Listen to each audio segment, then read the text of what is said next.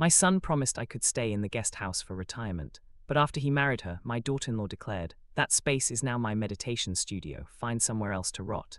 When I confronted him, he said, "She makes the decisions now." I pretended to agree. That same night, she discovered the locked drawer contained something that would. I stood in the doorway of what was supposed to be my retirement home, my hands trembling as I clutched the eviction notice she had just handed me. "You heard me, Evelyn," Leora said, her voice dripping with full sweetness as she examined her manicured nails. "This space is mine now. You'll need to make other arrangements." The words hit me like a physical blow, knocking the air from my lungs.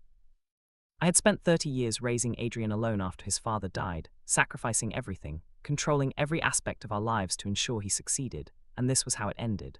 My fatal flaw had always been my need to orchestrate everything, to manipulate situations to guarantee the outcomes I wanted, convinced that my sacrifices had purchased eternal loyalty from my son. I had never learned to let go, to trust without strings attached, and now that weakness was staring me in the face.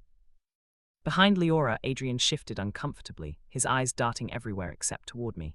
"Your husband promised me this home," I said, my voice barely above a whisper but carrying the weight of decades. "Adrian, tell her about the promise you made." He cleared his throat, and I saw the boy I raised disappear behind the man his wife had molded. "Mom, things change, circumstances evolve. We need this space for Leora's wellness business."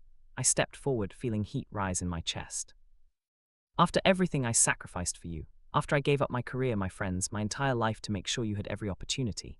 My voice was rising now, that familiar surge of anger that I had always struggled to control. "I worked 2 jobs. I went without so you could have piano lessons and tennis camp and that fancy college. I chose you over everything, and this is how you repay me." Leora placed a possessive hand on Adrian's arm. "He makes the decisions now, Evelyn." "Well, we make them together, and we've decided this guest house will be converted into my meditation studio. You understand, don't you? It's just business." The condescension in her tone made my jaw clench. Silence settled like dust after a building collapse, thick and suffocating. Adrian finally met my eyes, and I saw something that broke me more than the eviction itself: relief. He was relieved to have someone else making the hard decisions, relieved to hide behind his wife's cruelty. "She makes the decisions now, Mom. I'm sorry, but that's just how it is." Those words would haunt me. I turned away slowly, forcing my face into a mask of calm acceptance even as my mind raced with fury and hurt. "Of course," I said, my voice suddenly flat and emotionless. "I understand perfectly." But I didn't understand. I understood nothing except that I had been discarded like an old piece of furniture, tossed aside the moment I was no longer useful. That night, I moved through the guest house like a ghost, packing my belongings into worn suitcases with mechanical precision. Every item I touched reminded me of something I had given up, some sacrifice I had made. The photo of Adrian's college graduation where I stood alone because I had no one else. The cheap jewelry I had kept instead of selling because I told myself things would get better. The books I had never had time to read because I was too busy controlling every aspect of my son's life to ensure he would never abandon me. And yet here I was, abandoned anyway. As I prepared to leave for the last time, my eyes lingered on the old oak desk in the corner, the one piece of furniture I had insisted on keeping when I moved into the guest house 5 years ago. It was locked, as it had always been. The small drawer on the right side held something precious, something I had protected for years, something that would change everything. I ran my fingers over the smooth wood and a cold smile touched my lips. Hours later, after I had supposedly left for good, Leora entered the guest house with measuring tape and paint samples. I knew she would. I had been watching from my car parked down the street, my impulsive nature warring with my need to see this through. She moved through the space like a conqueror claiming territory, already mentally redecorating, already erasing my existence. Then she approached the desk. I held my breath. She tried the locked drawer. Once, twice. Then she disappeared into the main house, returning moments later with a screwdriver. The lock gave way easily, I had made sure of that, and inside she found the folder. The thick manila folder containing documents, recordings, and one particular item that would unravel everything she thought she had won. I started my car and drove to the modest motel across town where I had already reserved a room. From there I watched and waited, my phone silent on the nightstand. My mind churned with a precision that came from years of planning, of always thinking 3 steps ahead, of never trusting anyone to protect me except myself. This had been my greatest flaw and my greatest strength, the inability to simply accept love without conditions, the compulsive need to have contingencies and backup plans. I had anticipated this moment not because I wanted it, but because some broken part of me had always expected betrayal. I replayed every detail in my head, the documents I had carefully prepared and stored, the recordings I had made during key conversations. The legal papers Adrian had barely glanced at when I transferred partial ownership of the property to him, so eager to please me that he never read the fine print. I had told myself I was just being careful, just protecting myself, but the truth was darker. I I had been setting traps, laying groundwork for control, unable to simply give freely without strings attached. And now those strings would tighten. But it was not just the legal leverage in that drawer. There was something else, something I had kept hidden even from myself most days, because acknowledging it meant acknowledging how deeply damaged I was. Something that would force Adrian to confront what he had done, what we had all done to each other. By morning, my phone buzzed. Adrian's name flashed across the screen. I let it ring 4 times before answering, my heart pounding but my voice steady. "Hello, Adrian." There was a long pause, then his voice came through, strained and fractured. "Mom, what did you leave in that drawer? What is all this?" I paused deliberately, taking a sip of the terrible motel coffee. "Something important, something you should have asked about years ago." Leora's voice cut in sharply from the background. He had me on speaker. "You manipulated us, these documents. These recordings, this is insane. You're insane." My jaw clenched at her words, that familiar anger flaring. "No, Leora, I protected myself. There's a difference, though I don't expect you to understand it." "Protected yourself?" Adrian's voice cracked. "Mom, you recorded private conversations. You have documents here that I never agreed to. What is this clause about reversal of property transfer?" I set down my coffee cup, my hand steadier than I felt. "When I transferred partial ownership to you 5 years ago, I included contingencies, provisions, a reversal clause that activates if certain conditions are violated." "What conditions?" His voice was barely a whisper. "Lifelong accommodation, Adrian. You promised me a home for the rest of my life. Your father made you promise, and you swore to me you would honor that. The documents make it legally binding." Silence cracked through the phone line like ice breaking. Then Leora again, her voice sharp with panic. "You can't do this. The house is ours. We own it." "Not entirely," I said calmly. "Not anymore. The clause was triggered the moment you served me that eviction notice. I have 72 hours to invoke it, and when I do, full ownership reverts to me. You'll be the ones looking for somewhere else to live." I heard papers rustling, Leora swearing under her breath. Adrian made a choking sound. "This can't be legal. We'll fight this." "You can try," I said, "but I had 3 different lawyers review these documents. Everything is airtight. You signed them, Adrian. You just never bothered to read them carefully. Because I trusted you." His voice broke, and I felt a stab of something, guilt maybe, or the closest thing to it I could still feel. "You were my mother. I trusted you. And I trusted you to keep your word." I shot back, my voice rising despite my attempt to stay calm. "I trusted you to remember everything I gave up for you, but trust is apparently a luxury neither of us could afford." The line went quiet except for the sound of Leora's angry breathing. Then Adrian spoke again, defeated. "What do you want? There has to be something you want. Just tell us." I smiled without humor. "I want you to understand what you've done, that's all, for now." I hung up before he could respond. My hands were shaking. I had won this round, but the victory tasted bitter, like ashes in my mouth. The truth was, I had prepared for this betrayal years ago, long before Leora ever entered the picture, because some broken part of me had always expected to be abandoned. And in preparing for it, in setting all these traps and contingencies, I had probably ensured it would happen. That thought kept me awake for hours, staring at the motel ceiling, wondering if I had become the very thing I feared. 3 days later, we met at the main house. I had given them time to process, to consult lawyers, to realize I held all the cards. When I walked through the door I had helped buy, Leora stood rigid near the fireplace, clutching the folder like a weapon. Adrian sat slumped on the couch, looking like he hadn't slept.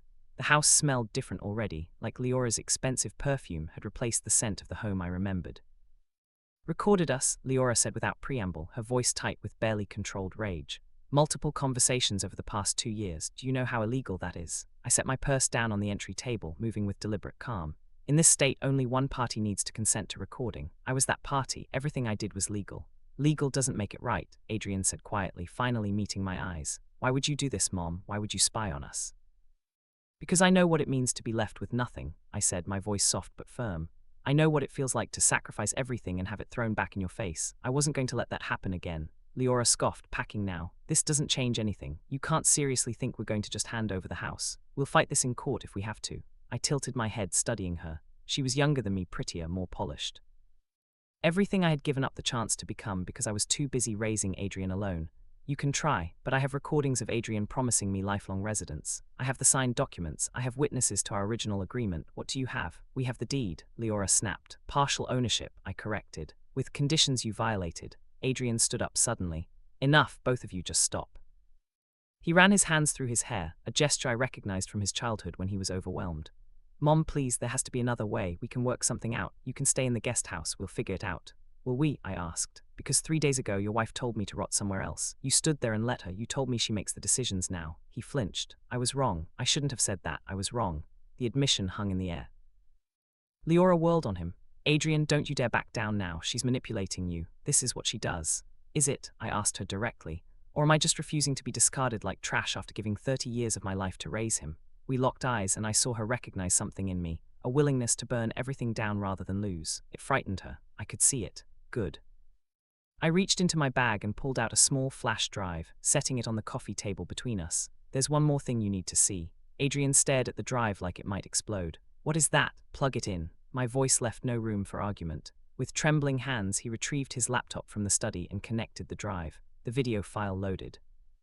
The screen flickered to life, and there was Daniel, my husband, Adrian's father, propped up in a hospital bed, gaunt and pale, his eyes still bright with the determination that had defined him. The video was dated 2 weeks before his death, 15 years ago. Adrian made a small broken sound. "Dad," he whispered. On the screen, Daniel looked directly at the camera. "Adrian's son, if you're watching this, I'm gone. Your mother and I decided to make this recording because I needed to say some things while I still could." His voice was weak but clear. "I'm leaving you both in a difficult situation. Your mother has sacrificed more than you know to keep this family together. She gave up her teaching career when I got sick. She worked herself to exhaustion to pay my medical bills and keep you in school. She never complained, never asked for anything for herself." Daniel paused to catch his breath. "I'm asking you to promise me something, son. Promise me you'll take care of her. Promise me she'll never have to worry about having a home or being alone. She's given up everything for us.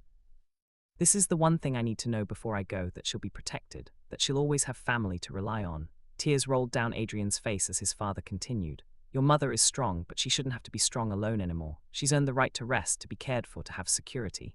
Promise me, Adrian, promise me you'll make sure she's never left without a home or family. Say it out loud, son. I need to hear you say it."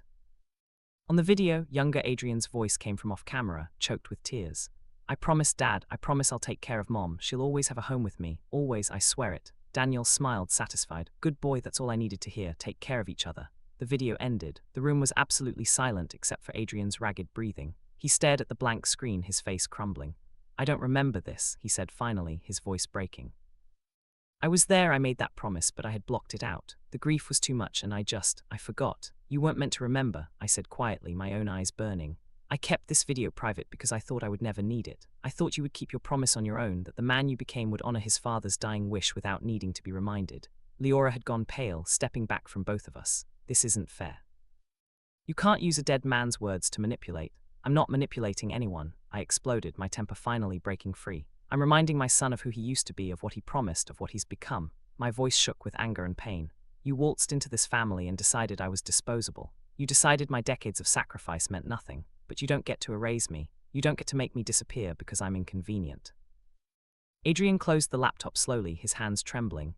"I broke my promise." The words fell like stones. "Yes," I said, "you did." The admission seemed to drain something from him. He sank back onto the couch, his head in his hands. Leora looked between us, clearly calculating her next move. Then I did something that surprised everyone, including myself. I picked up my bag and turned toward the door.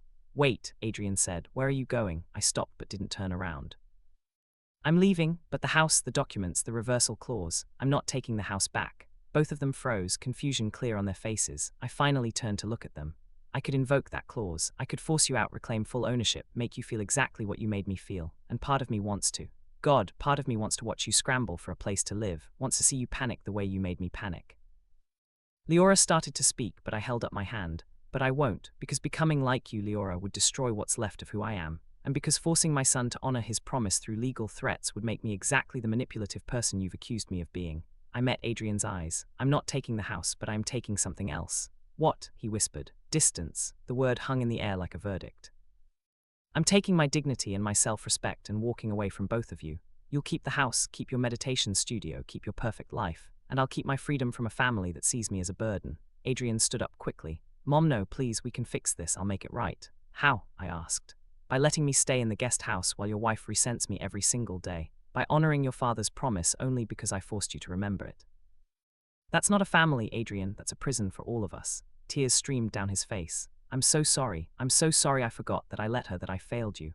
"Yes, you did," I said. "And I failed you too in different ways. I controlled you instead of trusting you. I prepared for your betrayal instead of believing in your love. I turned our relationship into a transaction instead of letting it be what it should have been, unconditional." I looked at Leora, who stood frozen, clearly not expecting this turn.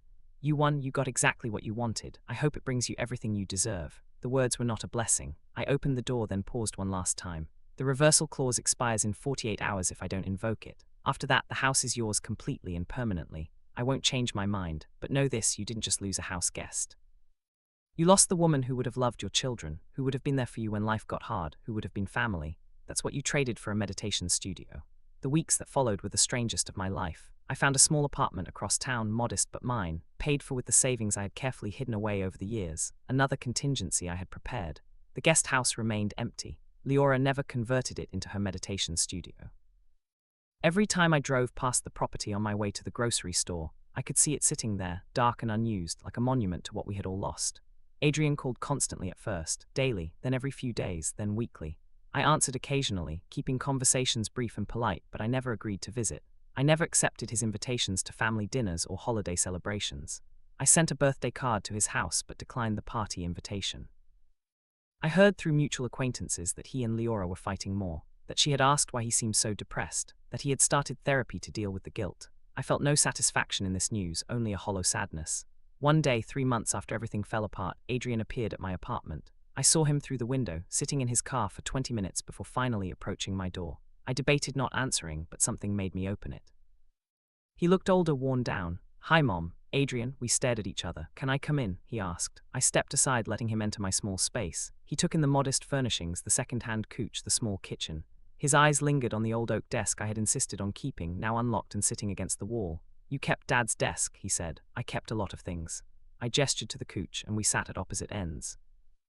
The silence stretched between us like a chasm. "Leora and I are getting divorced," he said finally. I felt surprised but tried not to show it. "I'm sorry to hear that." "Are you?" he asked, not accusatory but genuinely curious. I considered the question honestly. "Yes and no. I'm sorry you're in pain. I'm not sorry she's gone." He nodded slowly. "She wasn't who I thought she was, or maybe I wasn't who she thought I was. After everything that happened with you, I couldn't stop seeing her differently, and she resented that. She said I was letting you control me even from a distance." "Am I?" I asked, "controlling you from a distance?" He looked at me with red-rimmed eyes. "No, if anything, you're the first person who's ever really let me go. Everyone else has always wanted something from me. You're the only one who walked away asking for nothing." We sat with that truth. "I watched Dad's video again," he said quietly. "I've watched it probably 50 times since that day, and I realized something." "What?" "You never want to show me that video. You kept it hidden for 15 years. You only brought it out when you had no other choice, when I had pushed you so far that you needed me to remember who I used to be." He leaned forward, elbows on his knees. "And even then, even with all that power, you didn't use it to take everything from me. You could have destroyed my life, taken the house, ruined my marriage deliberately, made me pay for breaking my promise. But you didn't." "No," I agreed. "I didn't." "Why?" "Because revenge would have made me feel powerful for a moment and empty forever," I said. "Because I realized that the person I had become, someone who prepared for betrayal, who set traps, who couldn't trust or give freely, that person was already my own punishment. I didn't need to punish you too." Adrian wiped his eyes. "I want to try again, to have a relationship with you, a real one, not based on obligations or promises or guilt." "I don't know if I can," I said honestly. "I don't know if I know how to have a relationship without those things." "Then maybe we both learn together," he said. "Maybe we both become different people." I looked at him, really looked at him, and saw not the boy I had raised with such fierce control, but a man trying to grow beyond his mistakes, and I wondered if I could do the same. "Maybe," I said finally, "but it would have to be slow, and it would have to be honest. No more promises neither of us can keep." "Agreed." He stood to leave, then paused at the desk. "What was really in that locked drawer, Mom, besides the legal documents and Dad's video?" I smiled faintly. "Nothing." His brow furrowed. "What?" "Nothing else, just those things." But I let Leora think there was more, let her imagination run wild with what other secrets I might have. Sometimes the fear of the unknown is more powerful than any actual weapon. He shook his head, almost laughing. "You're terrifying, you know that." "I know," I said. "I'm working on it." After he left, I sat at the desk and opened the drawer that had once been locked. Inside were the original documents, now just papers without power since I had let the reversal clause expire. Dad's flash drive, and one more thing I hadn't shown anyone. A journal I had kept for 30 years, filled with every sacrifice I had made, every resentment I had harbored, every way I had tried to control and manipulate to prevent abandonment. Reading it was like looking at a stranger, someone so afraid of being left alone that she had ensured it would happen. I had written the final entry the night before I confronted Adrian and Leora. It said simply, "Today I choose to let go, not because they deserve it, but because I do." The most devastating thing in that drawer had never been the legal leverage or the recording.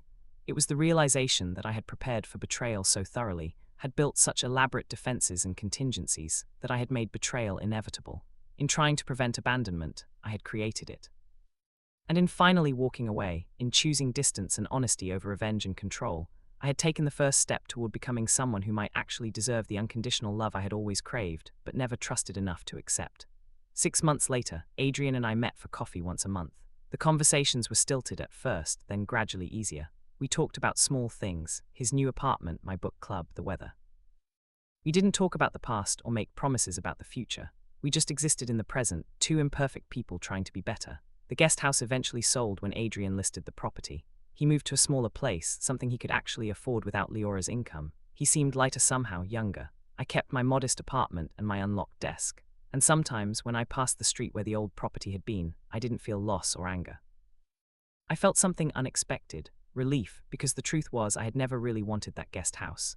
I had wanted security, acceptance, unconditional love, things no building could provide, things I was finally learning to give myself. The revenge I had planned had transformed into something else entirely, not punishment but release. And in the end, that was far more satisfying than any destruction I could have caused. I learned that the best revenge is not making others hurt the way they hurt you. The best revenge is refusing to become them, refusing to let their betrayal define who you are. The best revenge is walking away whole, or at least walking away trying to be.